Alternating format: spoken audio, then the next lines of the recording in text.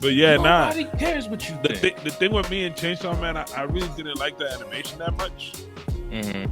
Did you see the first episode already? I didn't. Yeah. I really didn't like the animation that much, but I was like, fuck it, it's all good. Shawny, isn't that Mappa? Yeah, so Mappa. Yep, Mappa, the same people who did Kaizen and currently did Attack on Titan season 4. Oh, that's why. That's what it looked like to me. It did look like Kaizen. I didn't mind it personally because I watched the Gen on Netflix and that was all CGI and the story carried it enough where that's one anime where it works. But I think for Chainsaw Man, the CGI definitely works because all of the shit that's going on, I feel like 2D is not going to cut it. No, I mean it didn't bother me like that, but it like since you gotta adjust. Seeing the other stuff, I was just like, yeah, it's throwing me off a little bit. But let me see what it is. Let me see what it is. That shit was fire. I think it's because they try to fuse the two types together to get like that 2D aesthetic, but they 3D animate a lot of scenes. So the 3D just kind of takes you out of the immersion for a moment. It's also just because we're not used to it. Like if it started out completely in CGI, then you would never notice the transition, so it would look normal. Yeah.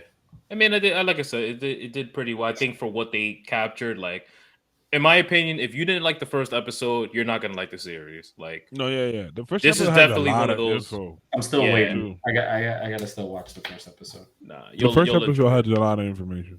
Yeah, but enough for you to understand what's really.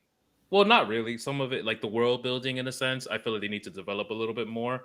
But I feel like if you're an anime person, nigga, with the world they're in is not that they're from another world. You see in another anime. I mean, I never expect the anime to just be like, in our world, you go blah blah blah blah blah blah, like the shit that John was watching the other day. That just gave him everything. Oh, when I was like, what the fuck was I talking about? He's talking about 86. Yeah, that shit. Yeah. 86, 86. I wanted to build slowly. Go ahead. Intro the pod. Come on, yo. Yeah, you normally cut us off any other time. I'm waiting for. Yo, guys, listen. Yeah, right. This nigga's hungry. Now he wants to be quiet. Yeah. What's with all this intensity? Like y'all niggas is going crazy today. I see niggas came ready to pod. Say no more. Yes, I'm famished. I've been cooking since 5:30 and I still haven't eaten. I'm waiting for the lasagna to cool. I'm waiting for the lasagna to cool down so I can eat it. But yes, over it. All right, we gotta kick this motherfucker Shawny out. I can't lie to you. Y'all niggas is going crazy today. But you already know what time it is. What the fuck is going on?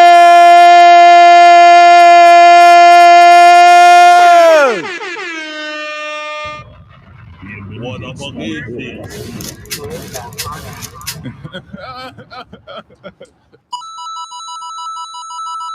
What the fuck is going on? It's your boy Macky OMO. I'm here with my good brothers. We got Badman Shawny. Badman pull up. Badman Shawny in the motherfucking building. We also got Crispin, aka El Negrito, aka El Hukage, even though he don't got the hookah. But I seen him smoking. I seen him smoking hookah on IG the other day. So the Hukage, and we got the razor sharp assassin with the clipper in Johnny B, and we are the Paradise Podcast. Welcome to episode 62. We out here. You heard. Yes, sir. What the fuck is this? I'm gonna have to buy an electric hookah, the small one, the big shit. You've been saying that. Yeah, but I'm other things I have to buy first, like my setup. It's more important than the hookah at this point. Yeah, you say so. You know what I'm saying? That's how I might have to strip away the Hokage from you. Yeah, because if hookah ain't life, I don't know what is, nigga. This podcast, nigga. What you talking about? Hey, that's what I like to hear. That's what I like to hear. All right, that's the best comeback I can have. So, look at fucking Deku. Anyway, so yeah, let's get right into it. Don't celebrate Shawny shit. What you man? I know he's supposed to have the lights on. This nigga is still in a dingy dungeon over there. Fucking white Dungeon Master's head ass nigga. Get the fuck out of here. Only nigga with a white wall in this pod. Like, what's card captors? All right, oh my god, bro. All right, so what you watch, play, what you do, what you do, and nigga, recap. Let's move right through that so we can get to the actual topic of the day. Actually, so I can go and get my food and eat. So I'll just go first, as I always do. I watched Miss Marvel, finished it. I watched Miss Marvel. If I were to rate it, I'd give it like maybe like a 6.5 out of 10. It's not bad. It's just corny, but I felt like it's for a younger crowd. That's why I thought it was corny. I've watched the whole of She-Hulk, 7 out of 10. Um, yeah, it was okay until like the finale. It was just like, yeah, I was not happy with the finale. And I mean, niggas kill me in the comments if they want. I don't give a fuck. But yeah, that's all I really watched. That I've been playing really mostly FIFA, of course. And I've been also playing Tony Hawk Pro Skater 1 and 2. And that is about it. That's all I've really been doing. What did I do Sunday? Nothing. Yeah, I just put up some pictures as you can see in the background. More pictures soon. And I bought Jujutsu Kaisen Book 0. So I have 0, 1, and 2. But yeah, that's it for me. Shawny. So you're right next to me. Which one play? Would you the recap? Watching. Move through it quick, nigga. Can I talk, nigga? No. Go ahead, just move. Be quick. You're trying to rush us. You over here waiting 3 hours, burning our time with your lasagna. Hope that shit get burnt. I hope your upper lip getting burnt, bitch. It is, motherfucker. I know how to eat my soup. So I watched Bleach, Chainsaw Man, Spy Family, My Hero. My Hero's episode was very emotional this week. Finished finished She-Hulk. I agree. I liked it. The finale was very convoluted, in my opinion. I think it was really bad. And it annoyed me because I felt like they did a good job of trolling the fans, but I just think they tried to do too much in that finale, and they could have just they had the formula, they just tried to do way too much, and it just didn't hit properly. Yeah. No. So yeah, I've been letting One Piece build up, so I haven't watched it personally. Same. Watched Baruto, and for the reading, yeah, nigga, I still watch it. Filler Gang, feel me? I enjoy that shit. Reading, I read One Piece. Someone told me that Baruto's only 11% filler, and if that's true, 11%. That's bullshit. 99. That shit is probably 90% filler. Like they literally put arcs just so the manga can get ahead of it. I heard that there was an arc where they was just healing birds. That was an arc. Well, that was the arc with Juzo and fucking these the cursed energy shit problems. Oh, brother. Anyway, moving on. Read One Piece, read My Hero. I've been slacking hard as fuck on Tokyo Revengers. I really need to go catch up on that. And then playing, I just been playing Pokemon Go. I haven't even had time to really sit in front of my TV and play anything. Actually, I take that back. I did at Comic-Con, I think I mentioned last week, but I got to play the One Piece Odyssey game. So definitely looking forward to getting that as a day one. I like that turn-based. It satisfies JRPG, turn-based, and it's One Piece. The system is dope. I definitely am going to go reserve it. That's going to be a $60 game. Or GameStop credit, free game. So, all right. Okay. That's all I got. Thank you. Bitch ass nigga. Crispin. I watched Spy Family. Hey, Chainsaw Man. I was watching. I'm gonna start watching Bleach, I guess, today because there's 2 episodes out. What else? I'm watching Dr. Stone. Watching it? My God. Watching it for the first time. Finishing it for the first time. I only watched like 3 episodes last time. Now I'm watching it again. I would say Dr. Stone's definitely good to like binge. It's a good binge anime. Dr. Stone and I'm watching My Hero. One Piece, I'm letting it rock and roll. I'm reading it though, but I already know what the fuck happened. So I'm gonna let it rock and roll until the fight is like over or some shit. And then I'll go, watch all this shit. Like I'm like at the opening of the fight. So I was like, finish the fight. I'll come back and I'll finish the fight. Yeah. You hear me? I'm with that. What else? I haven't played shit. Like literally, I haven't played anything. And yeah, that's about it. Okay. Thank you. John, which one? Recap. All that. So I primarily just got to watch a very decent amount of One Piece. Yes, round of applause. We'll get into One Piece later, but I got a decent amount of One Piece time in. I've only been playing through Bayonetta on the Switch, so I'm making my way through that. Um, that game is becoming more fun. Like the longer that I mess around with the mechanics and stuff, I'm enjoying that. And then after I'm done with Bayonetta, I've purchased this one, so this is going to be the next one. But I went ahead and I got the physical. So I got the physical version for Nier Automata, the end of the Yorha edition. So this is supposed to be like the complete edition. All DLC unlocked. Yes, my boy. And I definitely think I would play this much better on my Switch because I was trying to play it when it was on Game Pass with xCloud because I had started it on my Xbox and then it just didn't stream too well. I guess this game for whatever reason was just a slugfest through cloud. But it didn't stream very well, so I went ahead and I bought it physically. So when I'm done with Bayonetta, this will take up some of my Switch time. Platinum, boy, you got 2 platinum games back to back. I see you. Yes. And you're gonna be good for that one. I watched the Before You Buy, and it's optimized very well for the Switch. They said it plays good for the Switch, even though it's like 30 frames, which is a whole nother conversation that apparently went nuts today on the internet. So fucking good. It might crazy, but I really don't give a fuck about no frames. At least for the games that I play. Yeah, I mean, you're probably majority of consumers.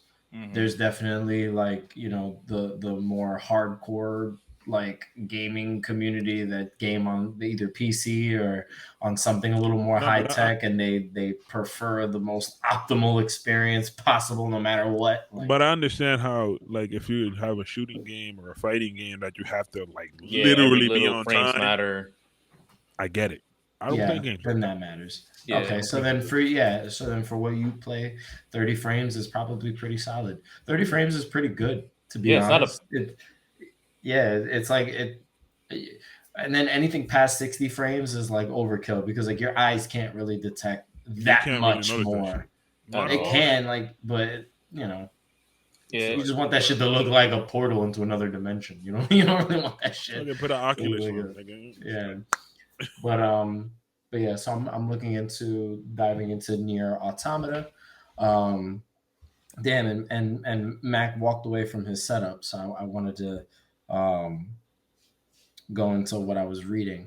I finally got around to what is it? Do you like big girls? Is that what it is? Yo, hold on. Please provide context, yo, because that sounds crazy outside. You weren't here. Oh, he wasn't here. You wasn't here. This is what happens when you don't show up. When you miss episodes, nigga. So this is that's happened with you with yeah. Coming back late too. Look, there he goes. Tell him the announcement. Yeah, no. So I got 6 chapters into Do You Like Big Girls? Hey! You need to watch out for the big girls drop. Yeah. So leave Deku in the background. He's the only color you had back there. My expectations for what they meant, big girls. They mean tall girls in this fucking anime. That's what I said like 5 times. They mean tall women. I tall as hell? I thought they meant like thick girls. No, they're tall. They're just like basketball player. They play volleyball. Height, yeah, they're volleyball players, but like I need to watch it. This is a volleyball thing. So the rest of like their counterparts in their age group, they're like corny. Like the main character is like this tall, and all the girls in the story are like this tall. Facts. And he's smashing all of them, and it's crazy. I'm just like, all right. So like, all right, I guess little niggas got to. Little niggas gotta get their days too. Yeah, so that's good. And then since we're talking about lewd manga, if Mac, if you are interested in more lewd manga, you might want to read Sexercise. I mean, Sexercise is a Korean manga. So it's more like a webtoon if you want to be more specific, but it's gonna read kind of like a manga. It's in color, not black and white. And that one's pretty interesting. Basically, main protagonist decides to enroll in a gym, and then he discovers that the gimmick to that gym is that they fuck. Interesting. That's a part of like Exercise. their personal trainers like training regimen for them. Every gym member gets assigned a personal trainer, and they have to do their training sessions and then actually legitimately exercise when they're there at the gym too. They like try to sell it as like a real fucking thing. They spend a lot of world building. It is a real fucking thing. Well, yeah, there's that. For sure. You get what I mean. The incorporating it is. the intimacy into the workouts. That's what they try to do. Lord. That's crazy. That's an interesting one. I got like 43 chapters into that one before I put it down. I thought he was about to say I got like 43 other mangas you can read. No, dead ass. That man got us set. I was like, wait, whoa. Oh, if you need other stuff to read. There's stuff to read. I haven't even read 43. That is not about it. So I put that down a while ago. I haven't read, but this reminds me of that, so I just had to bring it up today. But yeah, so I decided to pick up that comic that was recommended to me, and I've been reading it. That was made just for you. So One Piece, Bayonetta, and Do You Like Big Girls? Watch out for the big girls. I'm happy for you, man. Yeah, thanks. That's your fault, Mac. If you start reading that other comic, I'd be happy for you too. Johnson, I'm gonna convert you, nigga. Watch. Hey, man. I'm looking at it right now. He looked it up. He's like, let me see what it is. Jeez, this shit is putting hella shit on my. Anyway, all right. Yep. Thank you guys. Glad we were able to get through that. Yeah. I'm sorry. I'm eating. This shit is amazing. No, that's okay. You want Shawny to kind of like take us into our first like discussion? Yep. So possibly main and only discussion. That's the only discussion. I don't think we have anything else besides One Piece. I mean, yeah. Aside from that, like most of our topics, our discussion will kind of go over some stuff that was in the media recently. So speaking of the fact that John is playing Bayonetta 1, there was an article that recently came out by IGN that spoke about the voice actor of Bayonetta from Part 1 and Part 2. Like Helen something.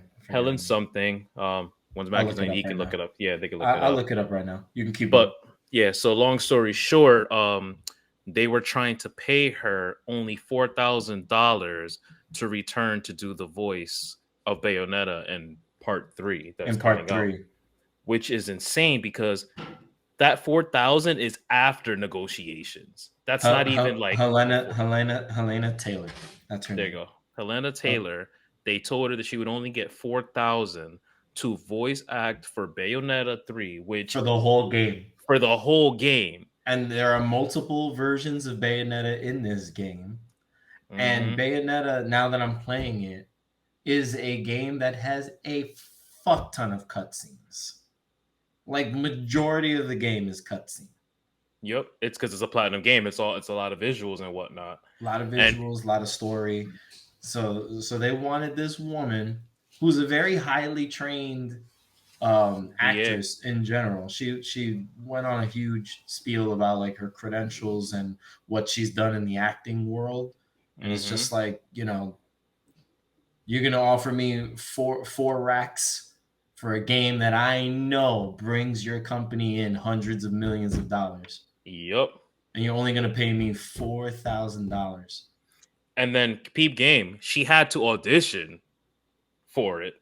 For the third one? For the third one, she had to audition. She was the voice of 1 and 2, and they made her audition. And then she had to renegotiate the price, and that was their final offer for $4,000. And now she's basically asking for people to boycott Bayonetta 3 because of that. Yeah. I mean, what the fuck? If she was the one did 1 and 2, why? What? Audition. Yeah. Yep. And I'm just gonna throw it out there. This woman's voice is perfect for this character. Yes. Like I don't, Shawny, have you played through the first two Dog, games or I've no? I've literally had Bayonetta 1 for the Wii U way back when. I'm gonna go rebuy Bayonetta 1 and the Vanquish double platinum pack from Best Buy this week. And I could tell you, for Bayonetta's character to pull off the sex appeal, she nails it. It's Oh literally like yeah. she nails it. It's That like that listening to an British erotic like novel. Yep. that she's got the right accent for it. It fits the character, and the British accent works because of like where geographically the story like takes place. It's just one of those things where I guess Jersey City's loud tonight, Mac. Yeah, hold on. Let me close my window. I'm sorry. Good. No, it's okay. So based on all of that information, I wanted to bring up the topic of how important voice acting is to the roles To the of like medium video that it belongs to, yeah. exactly. And this is a perfect example of it. Like to me, that's wild that they're trying to pay her 4,000. Like we're not gonna act like Bayonetta is not a premier game, especially with the way that they're pushing it now, being the part 3 and the content they're bringing out. They literally Bro, have a uncut and a cut version of the scenes that you can choose in the game. You can For either part get three, the yeah, for you part 3, can you could choose the the PG-13. traditional style Yep. or the censored bro, version of the I'd game. never played Bayonetta in my life, and I've heard that name before. So that tells me that that thing sells. Yes. So So Bayonetta $4,000, nigga, bro. Bayonetta's got a weird history, unfortunately, right? Like, so it's something that I can see Platinum Games is trying to build something with Nintendo at the moment. Mm-hmm. And Nintendo is notorious for trying to find the cheapest way to make something successful.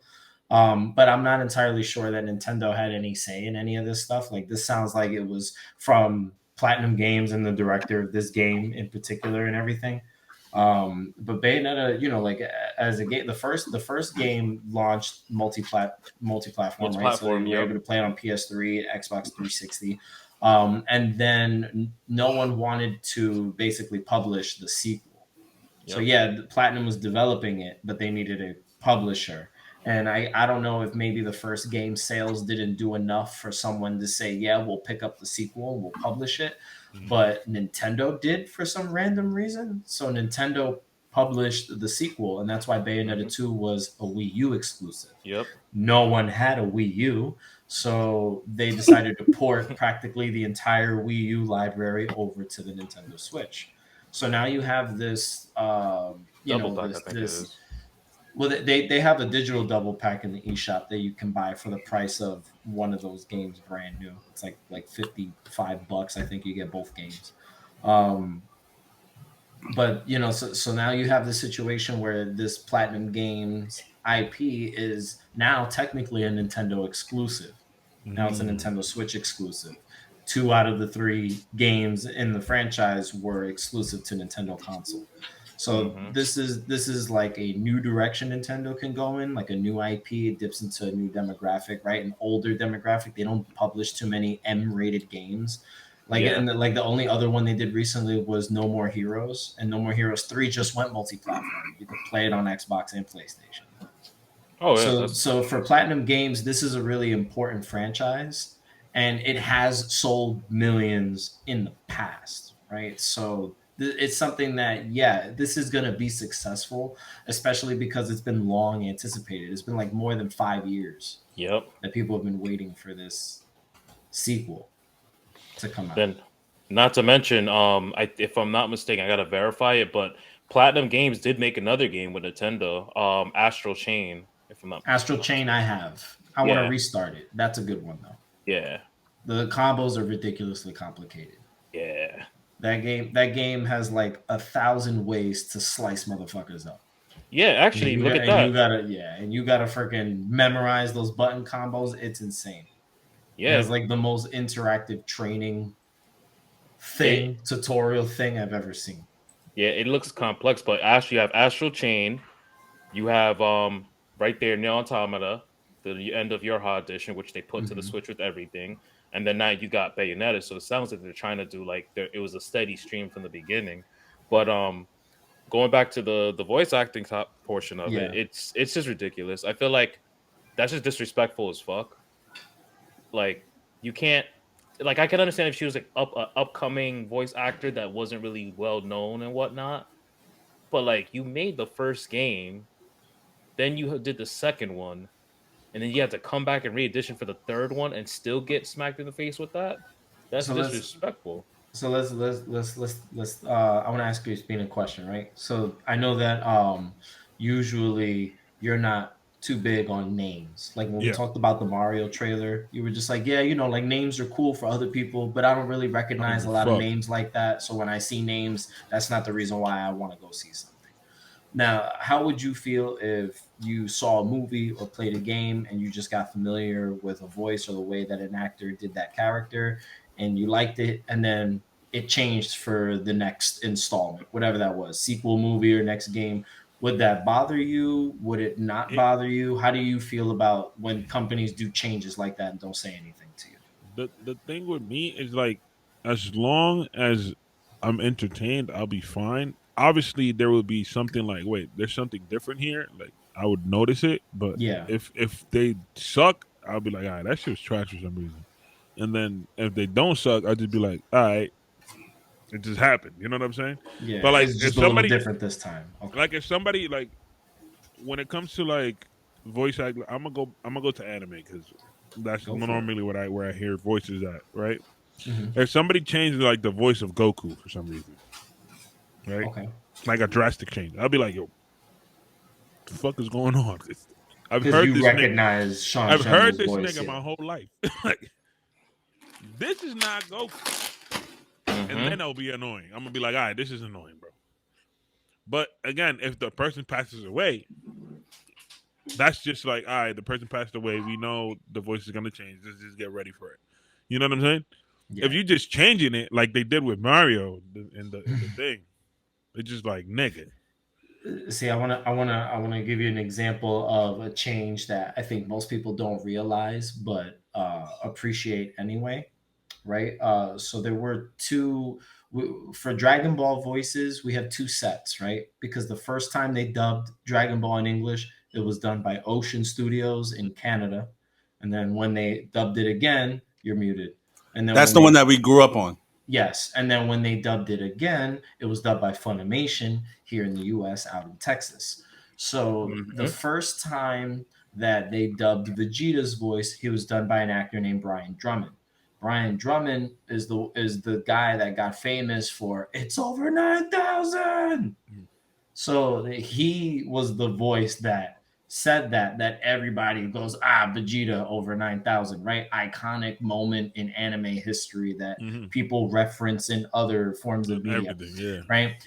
And then that's not the voice that we hear going forward with Vegeta. Now everybody's used to Christopher Sabat being Vegeta. Christopher Sabat does a lot of roles for Funimation in general. He's the casting director. Yeah, he's hold on. Get that bullshit out of here. It's All Might, man. Nobody cares about the One Piece stuff. Yeah, it's Zoro. He's All Might. He's Piccolo. Oh, no. He kicked Shawny out. I'm getting sick of this motherfucker, bro. I can't lie.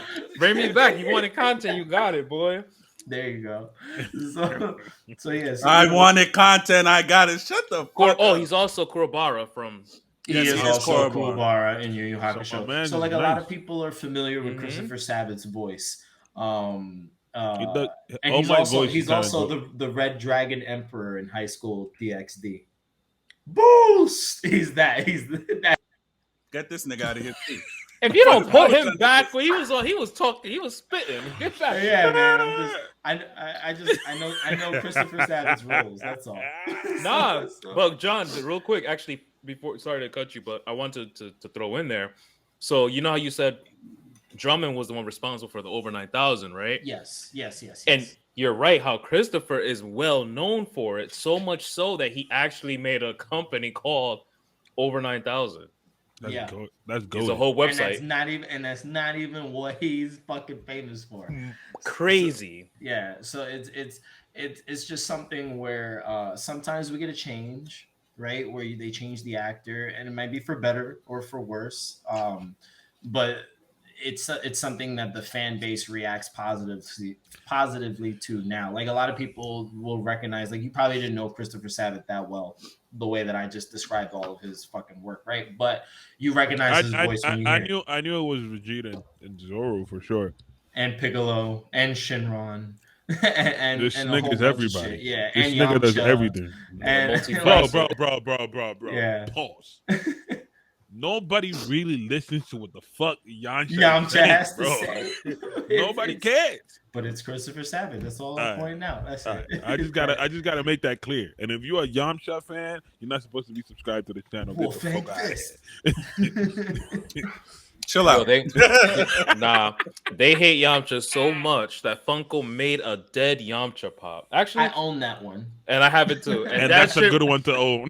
And that's a great crazy. The nigga is really body, and the Pop is like sideways, like a traditional. He's laying down with his eyes closed. It's like a Pop is like this straightforward. He's like this, and it says on the bottom, "Dead Yamcha." Actually, I'm about to go. I need that. Where can I buy that? I need that. Oh, yeah, you'd have to check the aftermarket. Shawny would more than likely be able to find it for you easily, but the Yamcha hate is real, man. The Yamcha hate is real. Yamcha, fun fact, because we're talking about Yamcha, just before we continue, because I know we're waiting for Shawny. They did a one-shot manga about Yamcha. Is it this one right here? Yes. Oh, I'm getting this. I'm getting this. So two in stock. I need to get this by Wednesday. What are they telling you the price is for that item on that $50 site you're looking at? 50? Yeah, it's Amazon. Let's check. Yeah, but Amazon you get it for less, bro. Sellers on Amazon usually inflate the price. Let me and Shawny figure out how much Dead Yamcha's worth, and then we'll try to find. If y'all find it, I'll cash out you the money. If you find it, I'll cash up you the money. Yeah, I'm gonna check the going value for that now. But what I was saying was that they did a one-shot manga in Dragon Ball, right? Where it was like some kid from the real world who was reading the manga. It's like it's an isekai. So he gets fucking sucked into the fucking manga, but as Yamcha. So he's just like, fuck, like I'm fucking Yamcha. But since he knows...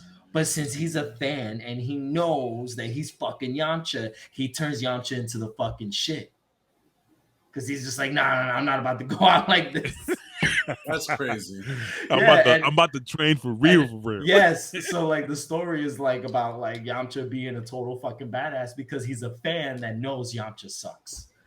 So, and it's a real fucking Dragon Ball manga that they put out. It's like a one shot. It's just a couple of chapters. You could read through it quickly, but it was fucking funny, and I recommend you check it out. That is beautiful. That is beautiful. So that's we need an anime like that. You need to clear Johnson's name, bro, because right now is at the bottom. Like the worst character I've ever seen in my life is Yamcha. He's definitely not Sakura. a It's favorite. literally like this. He's not a favorite character for a lot of people. He's everyone's Yamcha, Sakura, joke, and Inuyasha. All three of them niggas need to go. Inuyasha definitely needs to be on that list. Whatever list it is. The worst characters of all time. Yamcha, Sakura, Inuyasha. They need to leave. Cheers. Okay, so it says that the estimated value for dead Yamcha, depending on the condition and what kind of like box sticker it's got on it. I don't need a box. I don't give a fuck. Yeah, I'm gonna put them out anyway. They're like around 30. They're like between like 25. I'll cash 30. up you guys if you order it. On Wednesday, I got you. I was gonna say, Shawny, you think you could get somebody to give him a dead? I already got a spot I'm about to go pull up to anyway. Got you, because he was gonna give an Amazon seller his money, and this Amazon seller is bugging. I got it. Was violent. I got a guy. I just needed. There you go. I gotta. I'm going with Goose to get my shit together. What you got over there? I can't see that. That's fuzzy. No, this is Naruto. I don't really fuck with pops like that, but I need Yamcha right here. You need dead Yamcha right there, laying there. No box. So he knows. So Yamcha knows his place. Is that why? Yes, because Krillin is right next to him. Krillin is right here. This Krillin right here. This right here. That's Krillin. Krillin needs to teach him that he's the strongest human. He shouldn't be, but that we should actually talk about that on another episode. Yeah, I want to pivot back. I want to pivot back real quick. Why Krillin is not the strongest? Shouldn't be the strongest human. He should not. Why he shouldn't be? Oh, because he technically is. Yeah, he is, but he should not be. It should be Ten Shinhan. Yeah. Tien for sure. Yeah. He has the most. Like he has the most. He has the most techniques. Krillin hasn't trained in years. Well, anyway. Let's go back to the topic. Yeah. We can get into that one. Let's just pivot back. We could talk about bald niggas, you know. I want to get Mac's opinion on how important carrying the same like persona is for a character. So like if you're watching a film and it gets a sequel, and this is for voice acting, not like live action stuff, right? And you know for a fact they recasted a voice and it sounds different to you.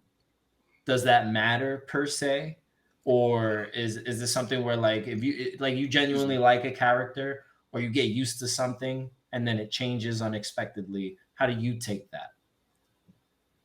I mean, I'm gonna end up agreeing with everyone. I think, especially after the light of this fucking Mario, Super Mario trailer that came out, it's like I understand why they did what they did. I just am not with it.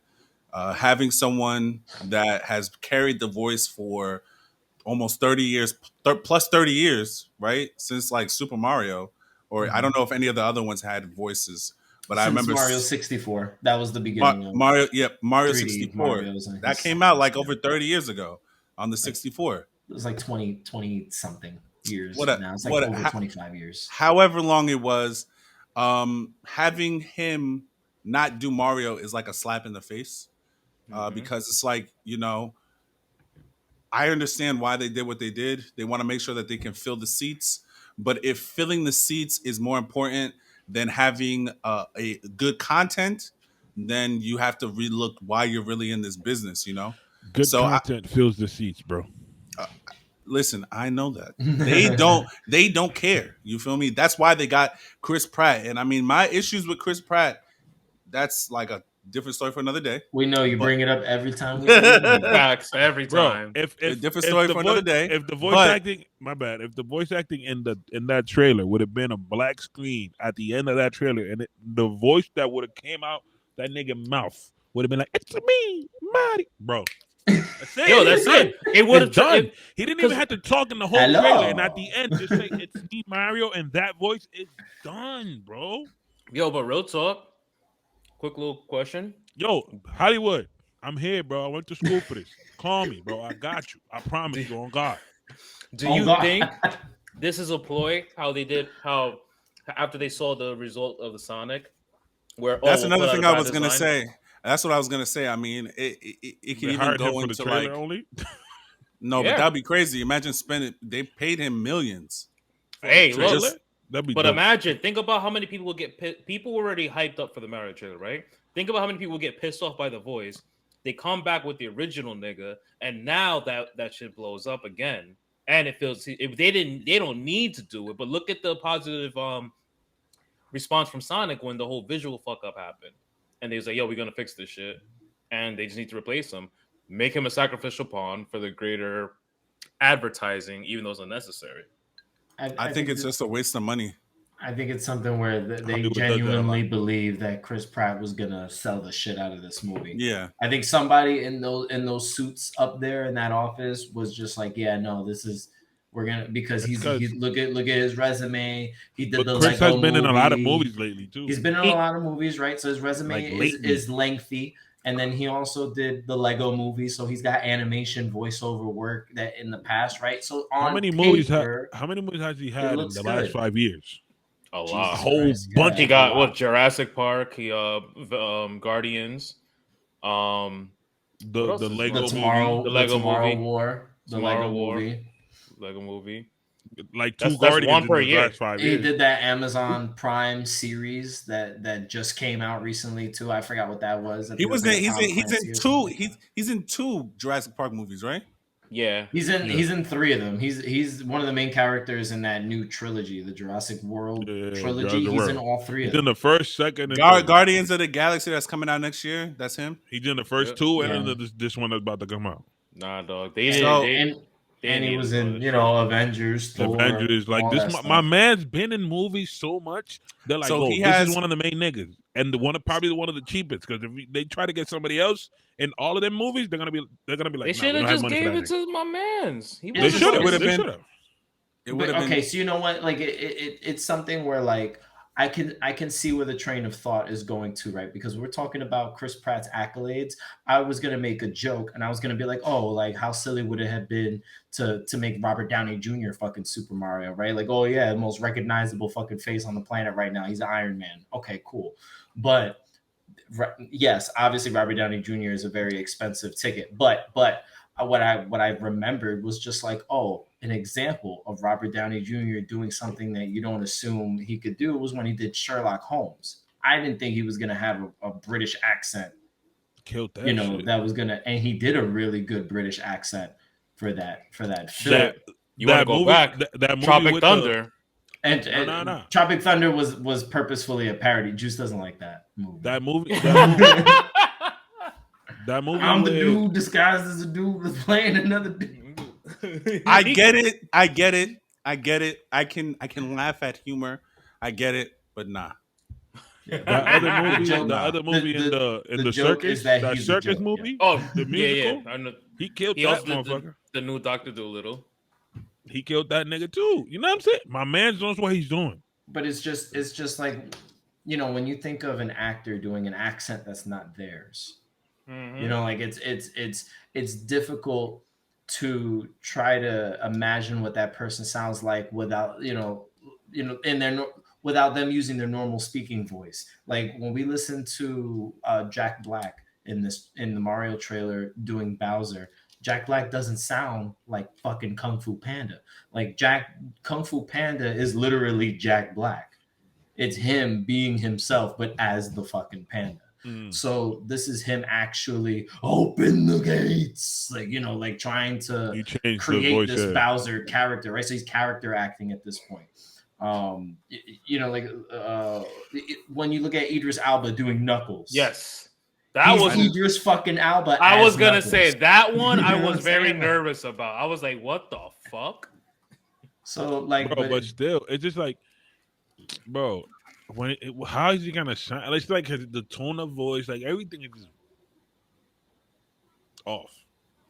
We're talking about Chris. Yeah. Listen, man, we only heard. I will say this, right? We only heard maybe like two lines from him, max.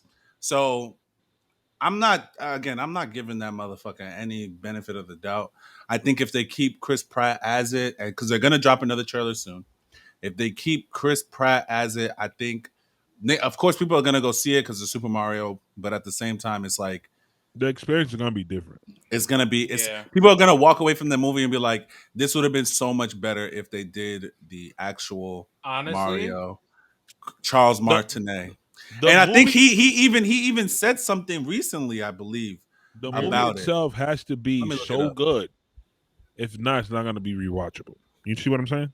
Bro, I don't even think you're gonna go to theaters to watch it. What's fucked up is that, like, I genuinely do believe that the writers for the movie did a good job, right? I believe that like all of the people that touched this film did a really good job with it, because I just know like the quality that like Illumination puts out for their family films and stuff like that. They're usually really good, and the humor is spot on. So I know that this is the best looking Illumination movie we've seen so far, right? Yeah, like the really detail in that trailer was bananas. And everybody but Chris Pratt sounds like they're gonna destroy their roles. Like it's just that one thing where like we're just gonna have to accept the fact that they miscasted Mario, and that's the Mario we get. Well, that's gonna be a straight to video on demand for me then. Because I am not, until they change that shit, I am not going to the theater. I think they're genuinely going to stand behind it because of how much money they put into it. So they're going to be like, nope, this is what the fuck you get. That's how Nintendo's going to treat it. This is what the fuck you get. I wish I could have been a fly on the wall for that meeting when they decided. I'm pretty sure they had people in that meeting who were like, yo, no. And the last nigga was like, well, fuck what you all think. I'm going to do it anyway. Ha ha ha. The CEO. The nigga that has all the money. They might have all yes manned him to death too. Yeah. Chris Pratt, he's great. He's Family great Guy, actor. his voice, he's a great actor. My kids love him. You I know, don't know, like man. I feel like Yeah, yeah, He's that's but Star. yo, getting He's see, I Star don't passe. know. Lord. He's Star Lord. Yeah. He was Batman, right, in the Lego movie. No. Oh no, he wasn't. He wasn't. No. I He was forgot. the main protagonist in the Lego movie, not the Batman Lego movie. So I'm so sorry. Yeah, I would but have yeah, been. My fault. I peaked crazy there. I would have been like, yo, yeah, he's freaking Star Lord and everything, but the old people that are gonna see your movie, because ain't no little kid going to see your movie. but Oh we yeah, know who Chris definitely. Pratt is, though. Today's generation, every generation has had a Mario to grow up with. And they've Every all been the generation. same nigga till now. Every generation has had Mario, and since our generation, Mario has had a voice. Every generation from us All the down way till to now. now to current generation have grown up with a Mario game, and that Mario game had Charles Martinet's voice in it. So everybody's familiar with his voice. They just Everybody's didn't want to pay familiar my with. man the big bucks. They didn't want it. They didn't want to pay him to do the film because they probably thought that money was better spent on a name that more people would recognize, and that would get people into. This is Hollywood, Charles. Don't. You're still the guy for all the games. You're still gonna be Mario at heart, but this is just the movie. That's probably. I can only imagine how they tried to lay it on him like softly. Like, yeah, that we're not going with your portrayal of the character. We're gonna go straight Hollywood on this one because that's what it is. That's genuinely what it is, right? We all know that that's what it is. Yeah. My question to you guys, right? Because for the Mario movie, because we keep using this as an example, these are Hollywood actors that are doing voice work. Mm-hmm. But are voice actors as valuable as regular on screen or on stage actors to you guys, like in your opinion, or are they different? I think they if they're yes and no. I think to us, yes. Someone like a Cree Summers, everyone knows who. Even if you don't know her name, I bet you've watched Rugrats. You've watched. I don't even. She's been on so many other shows. She's Susie Carmichael from Rugrats. She's got a long resume. Long list. Yeah, I forgot the other dude the other dude that was on Mad TV. Him as well. I forgot. And Tara Strong. She's done. Tara Strong. She was. Tara Strong would be a better example. She has work. She's got work. Yeah, she's got characters up the ass. My point being that I think to us, the consumer, I would say, especially us who grew up in the golden age of cartoons, I will call, yes, all motherfuckers who are older than us and younger than us. If you are around 30 years old, you grew up in the golden age. I would say the golden age started around 94 up until maybe 2000. I would say 92. Like a lot of cartoons started the year we were born. Yeah, so let's do that. 92 to about 2010. And that's I would say 2005. I would stop at like 2005, 13 2006 years? Maybe. 13 years of that bitch? That's fine. If that's what you want to do. Yeah, so I would say we grew up in the golden age of television. So to us, right, those who watch television up until damn near, or cartoons up until let me not even say cartoons, animation up until they were in their high school, college years, to us, voice actors are truly important because one person could have voiced 30 people that you love or hate, or love to hate or hate to love. Whereas to the companies, right, of course, even in the dying age of movies were still selling more than some of these TV shows were. So they're making more money for sure. They're making more money. So to the corporations, to big Hollywood, movie stars, and having actual actors do some of these voice actor roles, is they're gonna actually be okay. Well, he's gonna get someone in the seats that doesn't watch cartoons, doesn't watch animation, and that person's gonna come and see because they know Chris Pratt. That's how I feel. That's the mindset behind it. So you know, I mean, that's what they're thinking for sure. That's what they're thinking, but Chris Pratt is not going to sell the Mario movie. But that's in the Mario but situation. You don't know. But you don't know because there might be fans of Chris Pratt out here that don't watch that have never played Mario, that may have never even knew Mario was like a big thing. Once they see Chris Pratt is in this movie, they're gonna be like, okay, yeah, I'm gonna pull up and watch this. But real talk, most people. If you, my bad. Go ahead. Most people, when you're thinking about an animation, most people aren't even looking at the credits to see who's on there. What I would argue that more people know Mario than they know Chris Pratt. And we're talking generation. That's not because I agree with Shawny's point, right? I think Mario is more recognizable than Chris Pratt. Globally. No one is arguing that. I'm not arguing that. But let me ask this one question, right? What was selling the Super Pets movie? Was it the Super Pets or was it The Rock and Kevin Hart? The Rock and Kevin Hart. But understandable. But Super Pets is not a Is property. a new thing. Exactly. You can't compare it's not Super new. Pets to Mario. It is not new. But you understand what I'm trying to say? One oversees the other. The Rock niggas never saw crypto, never knew about that. This was a DC animated film. That's not new. That's Super Pets. Freaking Superman and Wonder Woman were in the movie. Okay, but guess what? When you say the word Super Pets, nobody's associating DC with that. Super Pets sounds like some random movie that's similar to what's the movie with Snowball that Kevin Hart played? But you see how I didn't even know what the fuck Secret Life of Pets. Exactly. Pets. Exactly. That's what I'm trying to get at. When you talk about The Rock and Kevin Hart, yes, they're gonna sell a property like Super Pets because you're not average consumer will not correlate Super Pets to DC. So let me say this to you, Shawny, right? Since that's how you feel. You're telling me that if someone who is a casual, right, or doesn't even really play video games, doesn't know shit like that, a casual knows who Mario is. Correct, but that same casual won't be like, oh, bet I'm gonna go see the Mario movie. But if they like Chris Pratt, they're gonna be like, oh, okay, I don't know anything about Mario. I know who Mario is, but I'm gonna watch this because Chris Pratt is voicing Mario. That's my argument, bro. I'm not. No one can deny that Mario is one of the most recognizable characters, characters out there. No one is arguing that. What I'm arguing, or not even arguing, what I'm saying is that the person who don't really watch video or play video games that knows Mario but has no interest in watching it is gonna go watch it because Chris Pratt is in it. I would argue. I mean, and that we can defer on our points there, but I would argue they're just not going to see the movie regardless. To some people, Chris Pratt is a guy, but I'm not going to sit here and correlate Chris Pratt to The Rock or Kevin Hart, dog. Like, there's just two different niggas. You put The Rock and Kevin Hart in something, niggas is going out for that.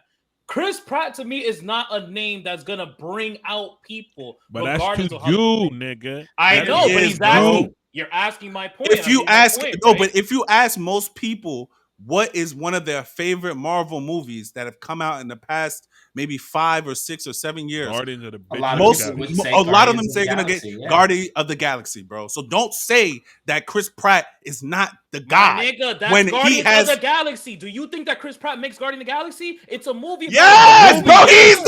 He is the biggest actor on there, bro. Batista doesn't make a difference there. Batista is not as big, bro. Batista can go do another movie, and that shit is not gonna do. He's done other movies since. Name a movie that Batista has done. Stop. Name a movie that Batista has done since Guardian of the Galaxies that was good. I'm not can't name it. But what I'm name a movie, period. But I bet you that is good. That's a good. But I bet you can name a Chris Pratt movie. But I bet you that you can name a Chris Pratt movie that has done in the past 5 years. I feel what you're saying, but let's keep it real. If you took away the rest of the Guardians, all right, bet. I got one question for you. If you take away all the Guardians except Chris Pratt, if you made a Star-Lord movie, would it be as fucking popular? Look like Ronaldo just running like. Yes. A star. Yes. I think yes. Yes, bro. Oh my god, bro. Y'all full of Y'all full of shit. I'm not gonna hold you. He does a good Star-Lord, bro. He does a good Star-Lord, but if you gave Star-Lord a solo movie, that shit's not hitting the way Guardians does combined. It didn't review well, but I did enjoy the Tomorrow War. And the Tomorrow War was just Chris Pratt on screen 24/7.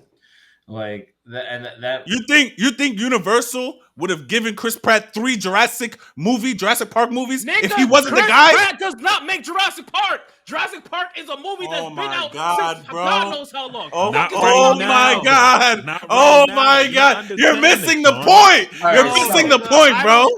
Okay, well, guess what? You're not gonna change my mind. Here's what we're gonna Chris do. Pratt.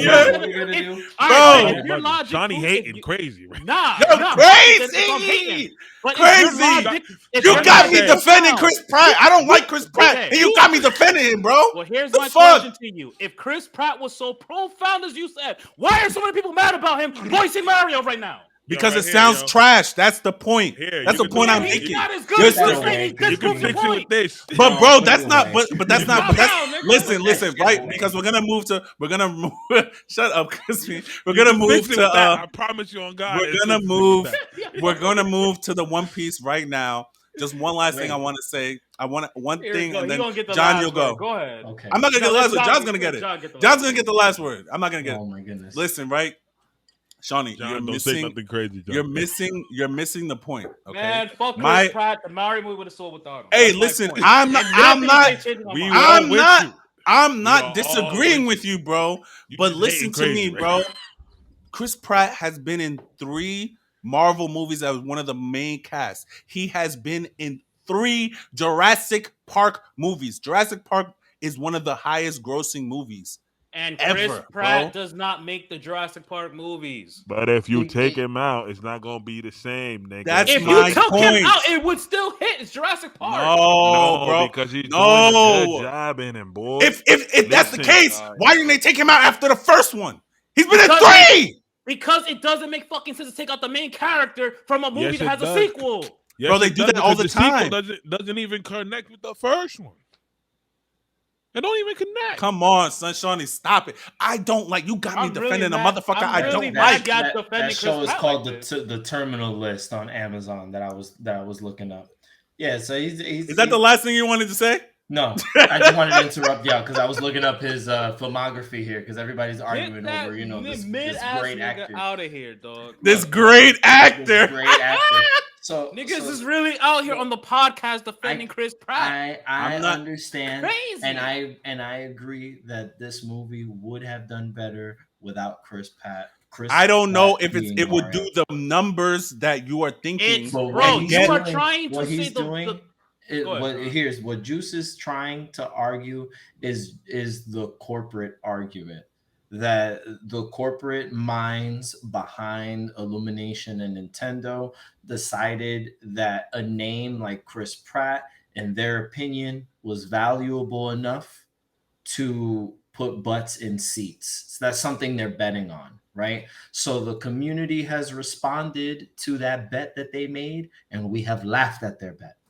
We do not know. No, I'm not how disagreeing. The actual film is going to come out, so it's still up for further debate. Once everyone has seen the movie, has basked in all of his Chris Pratt glory, once we have gotten the full extent of what his Mario character is going to sound like, we can officially trash the shit out of it, or we can praise him if he actually does a good job somehow. Right? I'm gonna keep it 100. There's a couple of movies here that are pretty hard. He's got a nice film. Yeah. Bro, he has a good catalog. I'm not debating. What I'm debating is that nigga's not going to be good in the fucking Mario movie. I'm not debating that, bro. That's what I'm saying. We're having 2. No, it's not. We're done. I can't agree. You can't agree to disagree when I'm not arguing with you if he's going to be ass or good. No, hold on. Let me finish this conversation so then we can go into the One Piece stuff, all right? Because they're just arguing. No, bro. The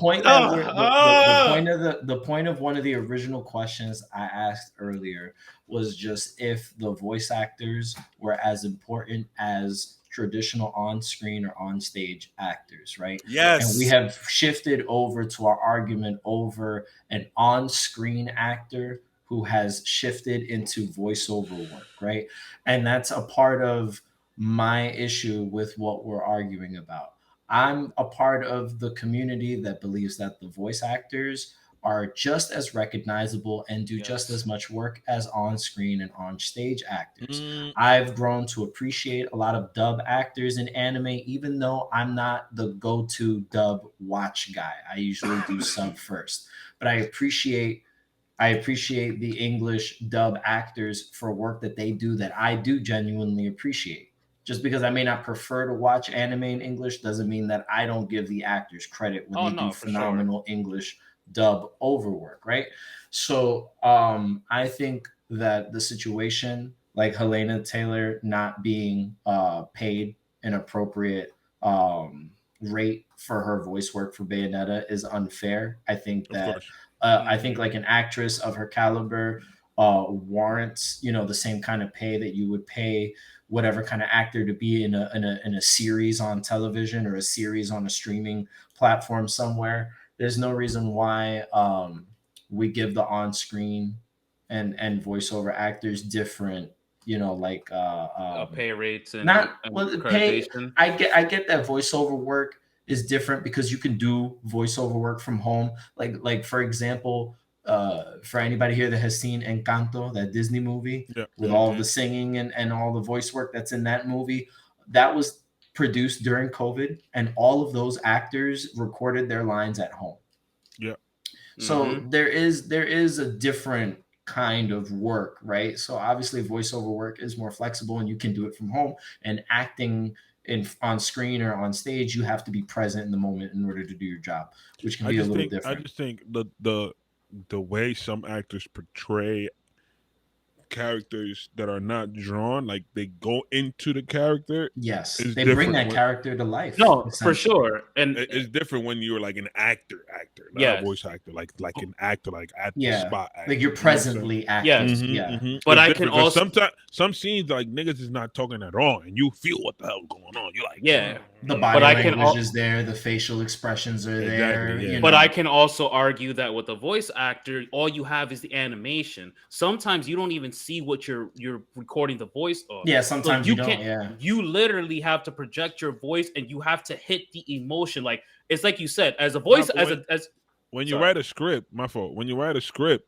the script tells you the emotion you're supposed to have in that I line. know, but They telling give you you what you some guidelines, Yeah, and the yeah, yeah. they director give is you going a to be guideline. specific. Like, So okay, we like really it want goes you to be like this. Yeah. that goes both Yeah, ways. The fact that you're doing that with your voice only is amazing as well. Don't get me wrong. But what yeah. I'm saying is like just the actor being in the actual shot and not saying a word and actually portraying a feeling and shit.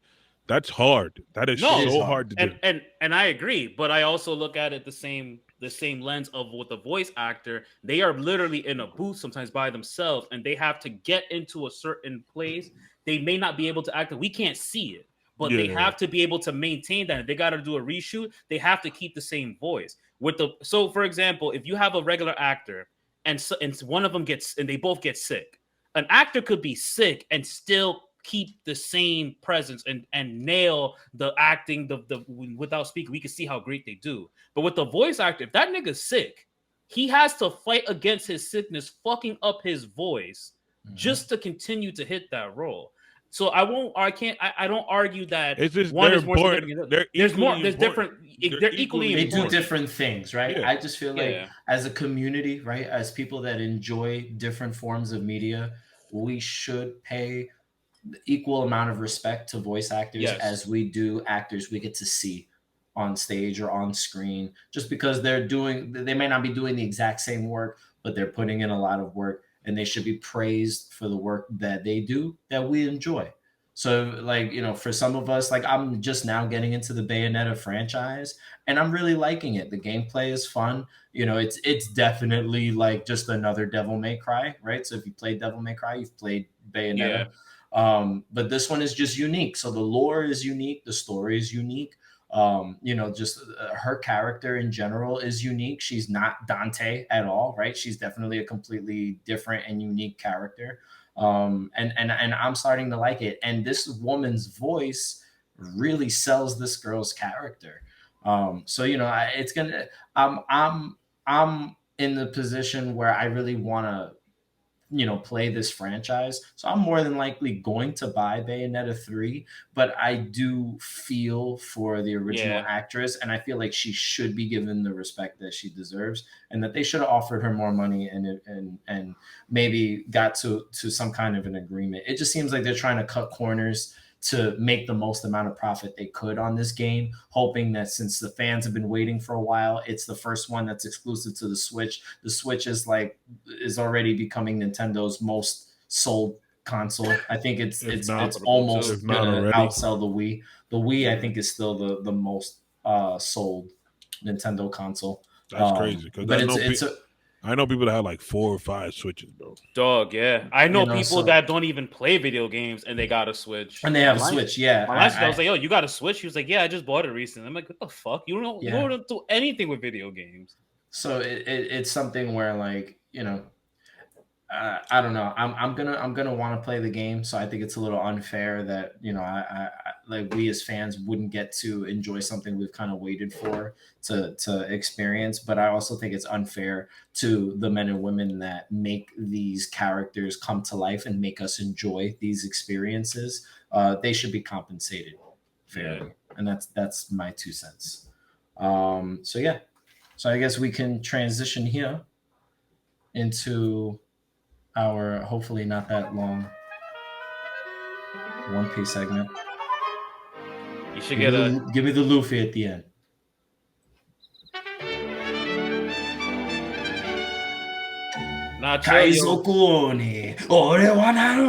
We need a Chris Pratt drop. We got to put him in a One Piece live action. Since he's so great. Yeah. Look at the tone. Oh my god, the One Piece live action starring Chris Pratt. Yo, what the fuck is What's Chris Pratt gonna play? This is not over. What's it called? The nigga with the action when they pick up Zoro, what's his name? Morgan, Captain Morgan. Morgan, yeah, that's Morgan. Gonna play Captain Morgan. We get him to fuck out of here quick. Captain Morgan. Hey man, you got it. Like you said, you got to fill the seats. You got to fill the views, man. Put Chris Pratt in there. Nah, we good. Bro, what are you talking about? As a villain that we know won't be around for a long time. Yeah, that's perfectly fine. Get him out, but not as Luffy. Like, who are you? I'm Monkey D. Luffy. No, I don't want to hear that. Listen. You can put him as Naruto. Get him the fuck out of here too. Hey. Put that nigga as Rayleigh. John. So everyone shut up. Let's go, bro. We're now in One Piece land, right? And One Piece starring Luffy, not Chris Pratt. And I did get the chance to completely finish Fishman Island. So the last time we did a review, yes, thank you. I was on episode 543, and now I'm on episode 574. So I basically just want to give my thoughts and conclusions on Fishman Island as a whole arc. I don't, huh? You said 574? 574, yeah. That's 31 episodes. Yeah, it's been 3 weeks, so yeah. Yeah, most of that was over the weekend. Good. Like I hadn't had time prior to this past weekend to sit there and watch anything. So I got through the rest of Fishman Island, and I don't really want to like sit there and run through like beat for beat like all of the events that happen in the arc, but just kind of give my thoughts and reflections on it and where it leaves us in the story and kind of where we're going. So I did genuinely enjoy the lore behind Fishman Island.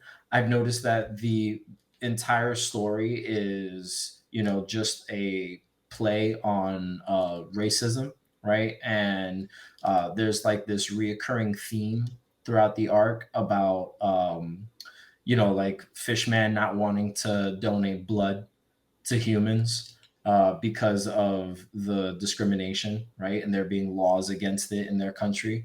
And this concept that Fishman blood, and they say it very explicitly, even in the beginning of the arc, Fishman blood and human blood is exactly the same. So there is no reason why a Fishman couldn't donate blood to a regular human and vice versa. But just because of social taboo, they're prohibited from doing things like that, like interspecies blood donations or sharing of anything like that is just frowned upon. Um, so there's a lot of like deep rooted generational racism that's going on in the story, and that's the underlying theme that Oda's trying to drive home, is that like regardless of situations, people will always find a way to be prejudiced regardless of whatever's happening to them in that moment. And people also lie about their prejudice and lie to themselves about the prejudices that they have. Like even towards the end of the arc, where some of the fishmen are just like, "Oh yeah, like I always thought Straw Hat would save us," and the kids are like, "No, you didn't. Like you definitely was shit talking the hell out of all these humans just a few minutes ago, and now you're grateful that the humans have helped us out." Um, but just that in general stuck out a lot, and I think Oda does it very well. I definitely did not like the pacing in this particular arc. Um, I as much as I really enjoyed the lore, I just felt like this particular story was forcing itself to take longer than it needed to. Like I feel like Oda had a really solid story he wanted to tell, but didn't need that much time to tell it, but felt like he couldn't not give it that much attention. So he was just kind of like either that, or the anime version of the events. Like maybe the manga goes by a little quicker, but the anime version just felt like it was taking forever for certain moments to happen. There were certain parts of like the fight between Luffy and Hordy on the Noah that I felt were dragging, like when Luffy was running to the scaffold when that Ace was on during Marineford, right? And I just felt like there were so many instances where like, okay, like there was one episode that literally was just like, finally Luffy and Hordy face off, and it's just like, yes, fucking finally. They finally fucking fight, because they have been talking about said fight for 5 episodes. Like, so it's just, I felt like the pacing was killing me a little bit. Welcome to the time skip, John. Every arc is gonna be like that. Yeah, Luffy gonna chase one nigga for 5 to 10 episodes straight. That's some Dragon Ball Z shit. It's frustrating, right? Because like the storytelling prior to this wasn't really like that. Like, and not to say that it's not fulfilling or anything like that, but there's just moments that can just speed along just a little bit more. I think Shirahoshi had the most character development. Something devastating just happened on Mac's screen over there, but I felt like the Mermaid Princess had the most character development throughout the show. Luffy literally calls her a coward the entirety of the beginning of their relationship, because she's a giant crybaby. She cries for everything, doesn't want people to yell at her, doesn't want situations to be tense or anything like that. And then she kind of grows to be very brave, even swimming away from the island to get the Noah to not crash into the island. Vanderdecken is a nut and was most of the comic relief from the bad guy's point of view. Vanderdecken is very nasty for forcing himself to fall in love with a 6-year-old girl, because eventually he wanted to marry this girl so that he could have control of the fucking Sea Kings. And it's just like, yeah, it's been that prophecy that someone in my lineage have control over this fucking power, because we're the Vanderdeckens. Like, I don't know. So yeah, so he's just a fucking sicko. And then we have Hordy, who is not that interesting of a villain, unfortunately, who is definitely great in terms of character design, like very intimidating.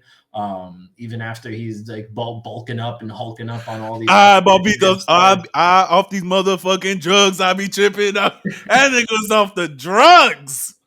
Yeah, so I was waiting for him to just like fucking shit himself or explode to death, because he, like that episode of SpongeBob where Squidward ate too many Krabby Patties. Like I was hoping he was gonna. I was hoping he was gonna take too many. What am I gonna explode? No, it goes to your thighs. Yeah. And then you blow up. That shit was crazy. So I was waiting for that.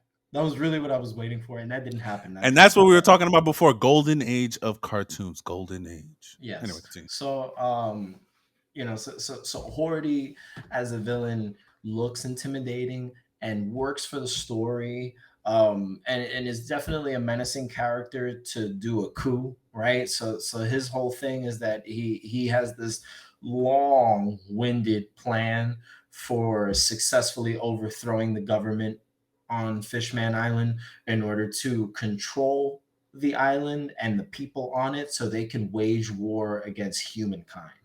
And Hordy ultimately doesn't have a reason for any of this. He's just inherited this generational hatred, this generational prejudice from his ancestors in the Fishman district of these fishmen who detested and hated humans because throughout history humans have been the most vile creatures on the planet. That's true in real life also. So that is a fact. It's something where they hold resentment towards mankind for what mankind has done to them in the past. But some people, some merfolk and fishmen, do believe that there is a future where humans and fishmen can coexist, and there doesn't have to be, hatred or prejudice. They can live together and make it work somehow. And the queen of that country in the past was on a mission to accomplish that goal, and tried very hard convincing the people that they should be welcoming to fishmen. And the flashback does a lot to set up Jinbei's character, who is significant to the country as a whole, who played a huge role in many fishermen's lives and in many fishermen pirates experiences. They give us the story of Fisher Tiger, and what happened to him and him, Shout out Fisher Tiger. that guy, right? So, and him actually admitting to his men before passing that he was a slave and had saw the reality that was, humans, right? He said, I saw humans when the queen and the king had asked him what happened to him. And his response was, I have to go back and I have to free the rest of the slaves. Just because I got out doesn't mean shit. I can't let that be a thing. And that's what I call a real nigga. Right. So he went back to free the slaves. And even then, he knew that the queen was right, but because of his experiences, there was no way that he would be able to eliminate his prejudice now towards the people that have wronged him so much and have wronged his people for so long. So there's just a lot to unpack, and there's a lot of story there. We get to see Arlong kind of grow into the menace that he was going to be, and terrorizing the East Blue, and just trying to get his way and strong arm himself into some kind of powerful position over time, which Luffy doesn't allow him to continue building, right? Because he puts a stop to that operation to save Nami. And like the character development everywhere, Nami, listening to Jinbei's story, and understanding how apologetic Jinbei was in that situation, and yeah, I'm the reason why Arlong was the person he was and was allowed to do what he did, because I let him live because he was my brother. We were crewmates. We were all affected by our captain's death, and everybody just reacted differently, and that was Arlong's path. And I gave him a quick beat down. I let him know what it was, and I let him be on his fucking way. And it's growth. It's understanding when you make mistakes. It's learning when to be hard on yourself and when not to be. And Luffy, as oblivious as he is, just kind of sticks to his true principles and doesn't like the fact that there are so many people affected by the stigmas that are happening in this country. And Luffy agrees to help out because obviously this is something that is affecting Shirahoshi and something that is affecting Jinbei. And he befriends the mermaid princess, takes her out of the tower that was protecting her from Vanderdecken, and brings her to her mother's grave in the sea forest. And we learn a whole lot of things. Robin finds a poneglyph on the island. She learns about a character named Joy Boy, who she asks the king about, and he describes the Noah, this really gigantic fucking ship, as a promise that they kept to this person to have it ready for when it needed to be used. And it has something to do with the ancient weapon and the mermaid princess being a part of that equation, as she's the one that can command the sea kings, and the sea kings are the ones that pull the Noah. She is the ancient weapon. Yeah, they said that, but I assume there's more to it than just her. No, that's it. She's the ancient weapon. She's the one. That's it. She's the ancient weapon. She's the one. She's the one. Ooh. Don't worry, John. Even this far, and I still get confused by that shit. It happens. I mean, it makes sense. I get why she's considered a weapon, right? Because they do say that. They say that she is the ancient weapon, but I'm assuming that there's a lot of layers to that. It can't just be. No, of course. She needs to control her powers. It is that person. Yes, but there's a role. There's a role and how that's going to be used, like how that power would be used. Of course, yeah. As a web, like there has to be so I'm saying, like just the fact that she can control the biggest animals in the freaking sea. Yes, that's her power. That's literally her power. Mass destruction. I get it. Hablamos el Marte con todo el mundazo. Se fue todo el mundo. Yes, very well. If you're Dominican, you understood what I said. Yes, very well put. So, there's a whole lot going on. Long story short, the Straw Hats make work of Horty's elite crew members that are all jacked up on steroids. I'm off these motherfucking drugs. So the fights are interesting. The Straw Hats get to show off new techniques. We learn that Brooks' soul can separate from his body. Frankie has a fucking robot and a motorcycle. Freaking Robin can make giant appendages now, with her millions of tiny appendages. Flosamano! Yeah, that shit. And what else did we see? Oh, Chopper has new forms and can control his beast mode form. Monster Point. And Nami showed off some more of her weather control abilities, and Zoro just being Zoro.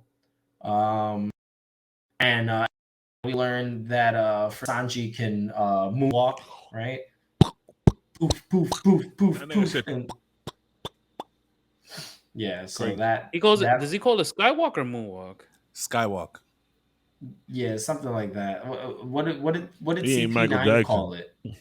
Skywalk. Was it? No, one of them. No, they had a different name for it. He had a different name. Like yeah. Was it shave? No, the shave is like when they move fast. Yeah. Yeah. So, Sanji. Geppo. Geppo. That might be the Japanese translation. Yeah, so maybe. That's what I'm saying. Skywalk. Yeah, so he did that. So we learn now that he can do that. He did that running away from the queers on Newcomer land. That shit is the way he learned it was just fucking on brand. It was just like, no, I'm running up. I gotta get out of here in a dress too. So so the story concludes. Luffy punches Horty in his shit with the double elephant Gatling, right? And then we see like Luffy could do a couple new moves, like Red Hawk. He introduces the Red Hawk. Hawk. Yeah, he fucking is punching so fast he's creating fire. When he's fighting now with that Red Hawk is crazy. That shit is crazy. So there's that, right? So he introduces that, and then we see the Sea Kings drag the Noah away because Luffy tried to destroy the fucking Noah in order to save the Fishman Island from being crushed by it. Vanderdecken threw this giant fucking ark, Noah's Ark. He threw Noah's Ark at Shirahoshi because it was like, well, if I can't have you, then everybody's got to fucking die. Because he ran up on him and was like, "Hey, yo, marry me." And she was like, "You're not my type. I'll be honest. You're not my type." And he was just like, I say less. I've been waiting for you since you were 6 years old, bitch. You better say yes, or I'm gonna kill the whole country. Creep ass nigga, kid. Yeah, he got the stalker fruit because that ability is crazy. Yeah, no, it's disgusting. So the Sea Kings they drag the Noah away. They leave it in the sea forest. There's a whole bunch of stuff that goes on in this arc. Luffy and the gang don't really want to be looked at as heroes, but they understand that to the people on this island, that is what they are. Luffy mad as hell for it. Yeah, he did because he wants to be a pirate. Like, he doesn't want to always be the hero. He just kind of ends up being the hero. Shit. Yeah, because people are always fucking with people he ends up having good relationships with. And it's just like, nah, if you're my friend, fuck all that shit. Like, yeah. So we see the arc kind of come to a close, and then we get the whole altercation with Big Mom, right? and Luffy being Luffy, and I feel like Luffy's balls have definitely dropped in these past 2 years because I'll beat your ass.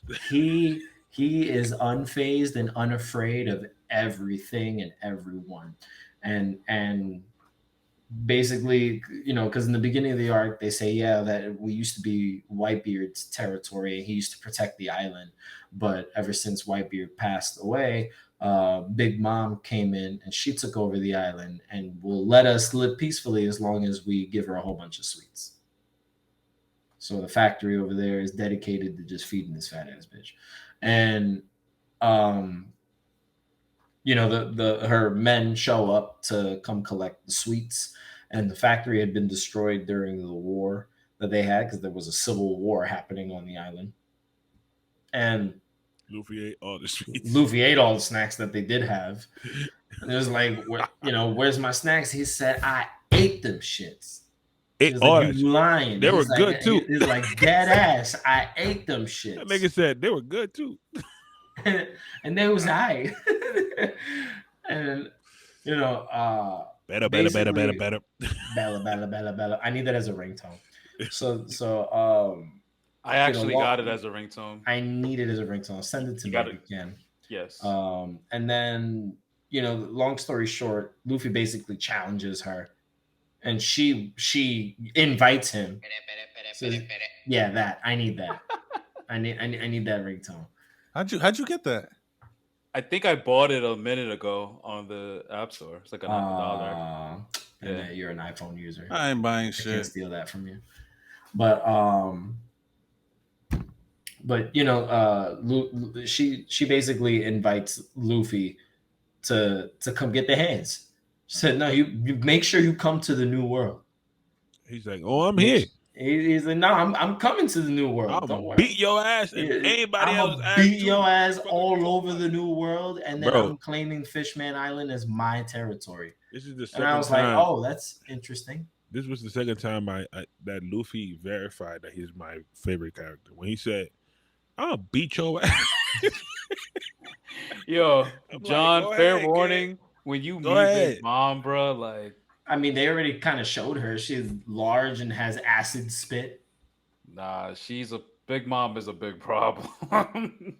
Facts. Yo, Big Mom is just like, because it just, once you get to that point, you'll see how, like, all right, nigga, there's a reason why she's the emperor, and just how some devil fruits are just on a whole nother level. It's not even about the devil scale. fruit. It's just about how certain people use them. And her, nah, yo, that shit crazy. This is She wild. bugging. It's crazy. She bugging. And I know that we're a long way from Whole Cake Island, so I know that we're not gonna get to Big Trust Mom me, John. just yet. Take your time. You got 2 arcs, but that arc is a very. If you thought this arc was stretched out, Lord, Dressrosa. No, crazy. Dressrosa is at least good. This Big Mom's arc is stretched, my nigga. Stretched. Oh yeah, no, yeah. Yikes. Yeah. But that's basically it. We get to the end of the arc, and Luffy, receives a blood transfusion from Jinbei after losing blood during his fight with Hordy. Making a monumental moment for that country and for fishmen and humans in general. Luffy invites Jinbei to join the crew. And Jinbei says, I will join, but not now. I got some shit that I got to do. I got to fix some shit. I got to fix some shit. And he mentions having to break off from Big Mom. So I'm not entirely sure when we'll see the fruits of that, because I know Jinbei's supposed to be a Straw Hat. Yeah. But see, that's the thing, is like, they made it seem like he was going to join the crew right away, but doesn't. So it's like, all right, I guess that comes later on when we get to that whole situation. Enjoy the ride, my boy. Just enjoy the ride. Enjoy the ride, kid. Yeah, so I mean, it not that I'm complaining. It is what it is. But I know that Jinbei becomes a part of the crew, so I'm just like, all right, now I gotta wait till it actually happens. Okay, cool. Because usually, I guess, like, that's Oda's way of like subverting your expectations, because usually when Luffy tells someone to join the crew, that's it, they have to join. Like, he makes it impossible for them not to join. Like fucking smacked up Moria just so Brook could join. Yeah, I think that was the first. I know that was the first time where he was like, join the crew, and the nigga was like, nah. All right, but let me go handle my business real quick. I gotta handle some shit first. Happens a couple times too. So we'll see. Well, I say we'll see. Like, I'll see when we get down that road where that's coming. All in all, I really, really, really enjoyed the lore. Rate the arc. Rate the arc. Scale of 1 to 10. Fishman's probably like a 6.5. Yeah, so it's enjoyable. It's enjoyable. I really like the lore. I really like the history. I like the concepts there. Yeah, it's just a little too stretched out. That's just the beginning. Just a little too stretched out. But it's mainly because I felt like Hordy had no substance. Yeah. It's mainly because I feel like as a villain, Hordy was like a placeholder. I think he was Arlong Light.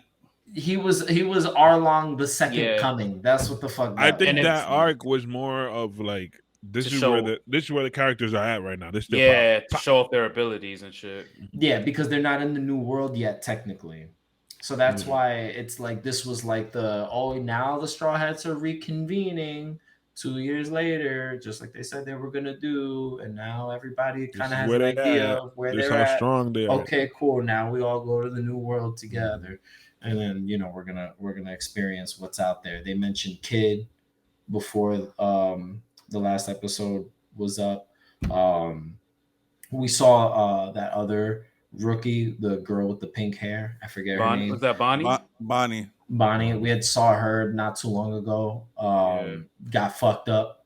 So we know that, like, there's stuff happening to the rookies in the new world. Luffy's just not over there yet. So I know that we're gonna bump into Law again, because we still gotta find out why Law saved Luffy's life in the first place, what he wants from Luffy in return for that. So I gotta see which arc that comes into play with. And then we got to see what happens with Jinbei and Big Mom. We know that that's there. They still have the Viver card that this girl from freaking Thriller Bark gave Lola. to them. Yeah, that she gave. And is it her mom, Big Mom, or no? That's not her mom. That's her mom. That's what you. Just keep watching. No, but I thought that like back in Thriller Bark. Yeah, that's what she said. Yeah, she did. Yeah, yeah. Okay. Thriller. So yes, she didn't say that Big Mom was her mom. She said that my mom is a big, is a very famous. Yeah. That's what she said. Yeah, but honestly, you could put 2 and 2. Yeah, you could put 2 and 2 together. So like, I just want to know. I didn't spoil it, ladies and gentlemen. I just want to say I didn't spoil it. He figured it out on his own. The first time, nigga. It's the first time you don't spoil some shit. If he had not even asked, you would have been like, "Yo, that's a mom." so fuck yeah. Right? I just want to see how that, like, if it does nothing to the fact that Big Mom already doesn't fucking like Luffy, like, or if there's like okay, you helped out my daughter, so maybe I give you a pass, but you're never gonna do what you think you're gonna do. Like, find out on the Whole Cake Island arc. On the Whole Cake, yeah, which is far. I gotta finish that arc so I could play World Seeker. Yeah, I think so. That's what they when I looked it up, that's what they say. They say you have to at least be caught up to Whole Cake, like right before Wano. Wano. Listen, I've just been reading. I've been reading it. Wano, nigga. What There's the no fuck why. is Wano? So a quick question for Macky and Crispin, since they read the manga. It's non-spoiler based on the answer, obviously, but you remember, because we're pretty much we finished Wano. Do you? Not pretty much. It's done. Yeah, I know. It's done. But you remember how they used to gas up saying that Wano was going to be the next the big ass war. Marine the war of the best. I feel like it wasn't. I feel like they hyped it up. I feel like it's really good. It's good, but it was a Marineford. And the thing is, with Marineford, there was a lot of big niggas. You know what I'm saying? Exactly. With Wano, it was just these two humongous ass niggas, you know? And then all these other, but these two humongous ass niggas could have cleared at Marineford.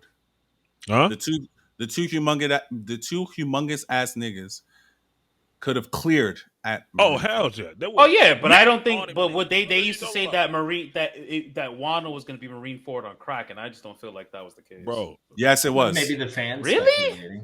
Yeah. I don't think so. Bro, a lot of shit. Villains at Wano would have cleared Marineford. All them niggas would have been gone.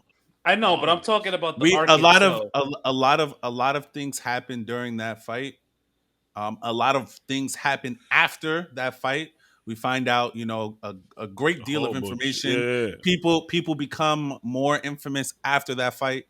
We find out a lot of shit. So I would say I don't know if it was. I think the only reason why you're saying that is because of the end of Marineford was a sad ending, and this ending was like a happy ending. Happy ending. It's not happy, but like it's like a better. We won, we won. In Marineford, they lost. Pirates lost in Marineford. Yeah, I guess the way I'm looking at it is like kind of like what John had mentioned. Maybe that's where I'm looking at it from his perspective, because he made a good point.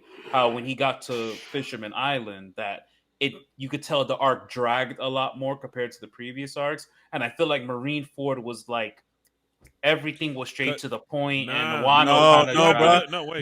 But Marineford was. You gotta give Marineford this. Marineford started in where this girl was at. Whoa, Water 7? No. Where Luffy got sent to. Amazon Lily. Amazon Lily. That's where Marineford starts. So Marineford technically is like 3 arcs. Because that's Luffy finds out that these niggas because got he this, finds out about Ace's and then execution. He goes into Impel Down, and then he goes into. But all of that is because Amazon he Lily has to was go only save like 10, Ace. 11 episodes. Yeah, Amazon Lily was really short. It was literally just so that way he could get the ship to get to Impel Down. I mean, so you have the two halves, the Impel Down and then the War of the Best. So if you really think about it, it dragged out because of that saga. Bro, even the art, even the main part of Marineford dragged out. Luffy was running towards that nigga for like days, for mad episodes, bro. I know, but when I'm looking at Wano and all that shit was I guess you're out of focus, by the way. Hard body.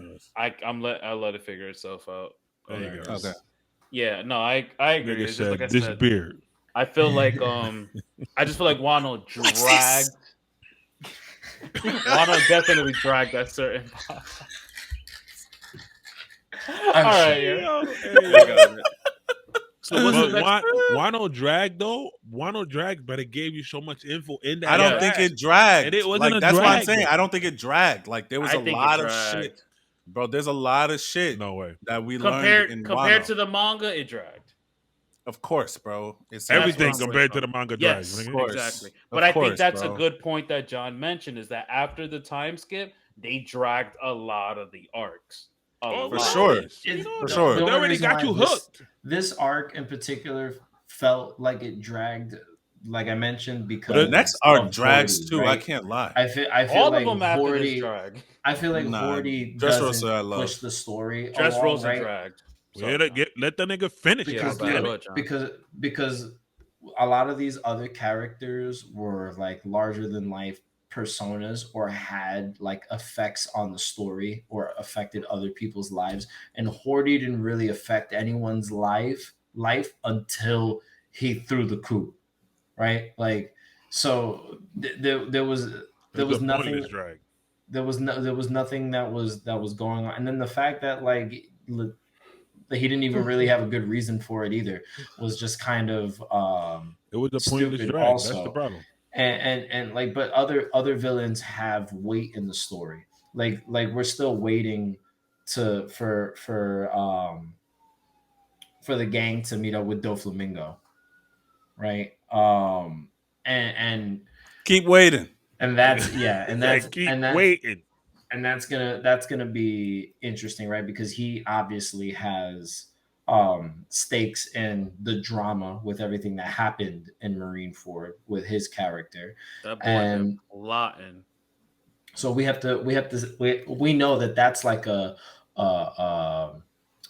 this like force of evil that right now, as a viewer or a reader, you can't imagine how Luffy and the gang are going to be able to fight against someone that can control other people's bodies, right? Obviously there's going to be a way, but until you see it for yourself, I can't really think of how it's going to happen. For me, that means that there has to be like something introduced, some type of world building element for maybe that island that he's on that does something to the story. Like a major part of the Fishman Island arc are the bubbles that they're able to make for the people that can't breathe underwater.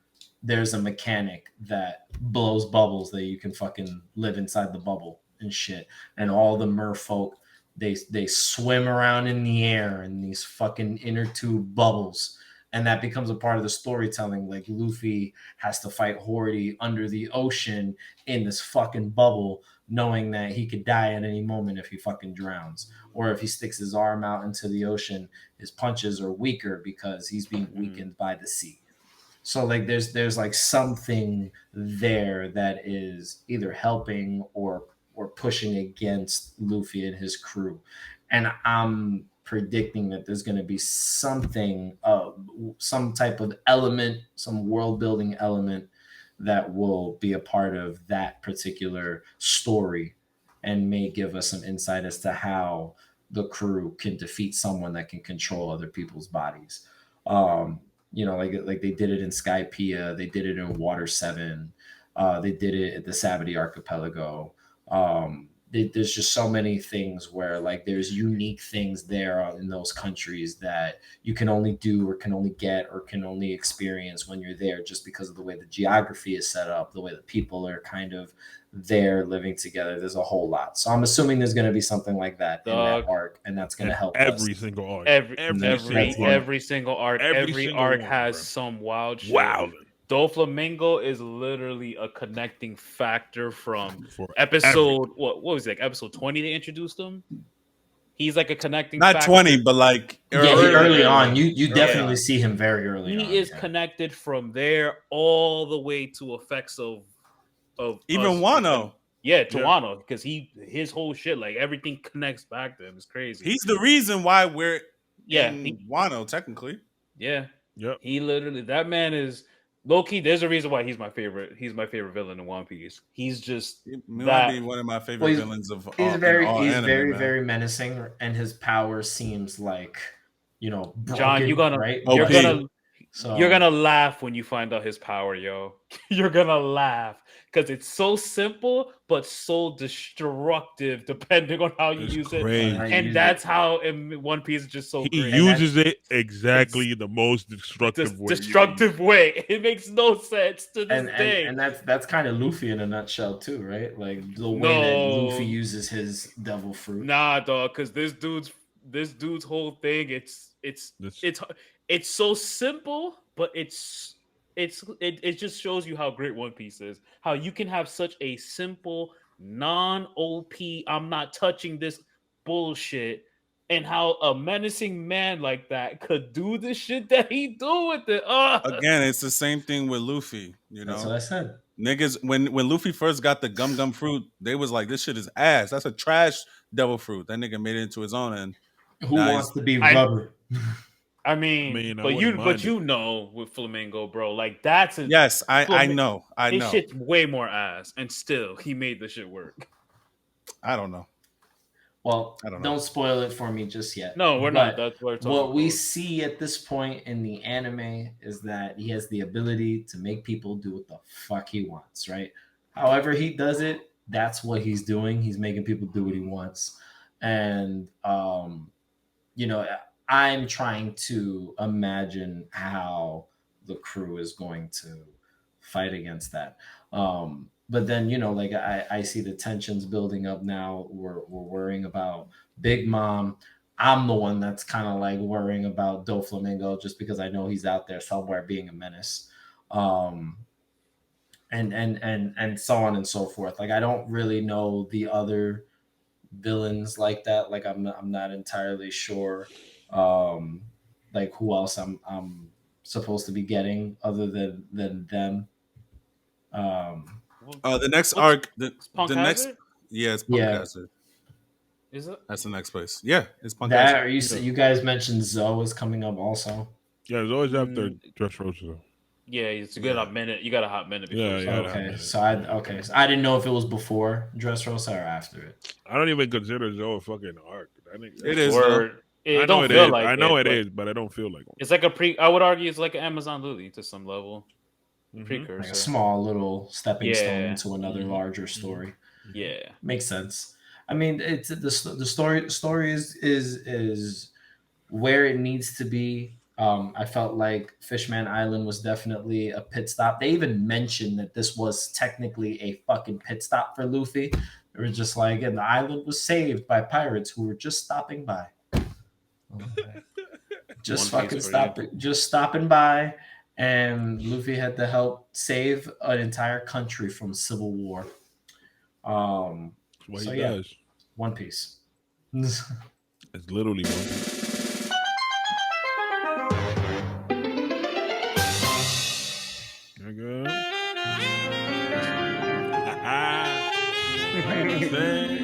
You get clean real quick. You know what I'm saying? Kaizo Ore wa naru.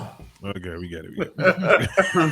Bro, it sounds so tough in Japanese. Like when you say it in English, like I'm gonna be king of the pirates. Like it just sounds so whack. Oh my god! Just take us out, bro. Take us out. And just looking full circle. Looking full circle. How important it is. It's important. I'm not gonna hold you. Gum no, that sounds better than gum. Gum no. Anyway, gum. Listen, right. Just so that you guys know that these things, right? When it comes to Japanese sub or watching shit in sub, there are some people that actually speak Japanese that believe that the Japanese sub or the Japanese speaking voice actors can also be corny.